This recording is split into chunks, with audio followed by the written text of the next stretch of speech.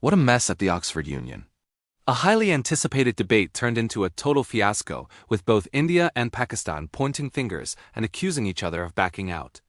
Let's break down exactly what happened. The debate was titled, "The House Believes that India's response to Pakistan is a populist strategy sold as security policy." A pretty fiery topic, right? The Indian side was represented by lawyer Sai Deepak, who stepped in at the last minute. The Pakistani side was supposed to feature prominent figures like Hina Rabbani Kar, but just hours before it was scheduled to start, the whole thing fell apart. So, what's the story? According to Sai Deepak, it was a deliberate Pakistani gambit. He laid out the entire timeline on X, formerly Twitter. He explained that the original high-profile Indian speakers, including a former army chief, had to pull out just 2 days before. Despite this, he scrambled and put together a new team ready to argue India's case. Then, on the day of the debate, he says he got a call saying the Pakistani delegation hadn't even landed in London yet. So the Indian team decided not to travel to Oxford. But here's the twist. Deepak claims he later found out the Pakistani delegation had, in fact, landed and was already in a hotel in Oxford. He called them out for, in his words, deserting the battlefield even before the battle begins, suggesting they were afraid to face a live debate.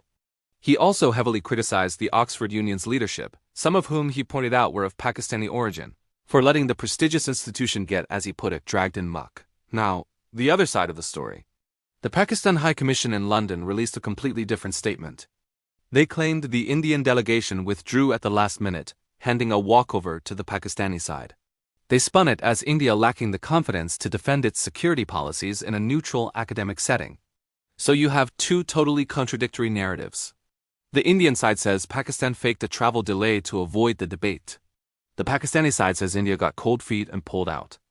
Even Indian politicians like Priyanka Chaturvedi jumped in, tweeting that Pakistan was crying again and had once again proved to be liars. This was meant to be a serious intellectual discussion at one of the world's most famous debating societies. Instead, it devolved into a public spat with accusations of cowardice and deception. Who do you think is telling the truth here? Was it a strategic move by Pakistan to avoid a tough debate, or did the Indian side really withdraw? The whole event raises serious questions about the organization and integrity of the Oxford Union itself. It seems the real debate is now happening on social media, not in the hallowed halls of Oxford. It's a bizarre situation that leaves everyone looking a bit foolish. What was supposed to be a platform for dialogue became a platform for controversy. Let me know what you think about this whole mess in the comments below. And if you want to stay updated on stories like this, make sure to subscribe. Thanks for watching.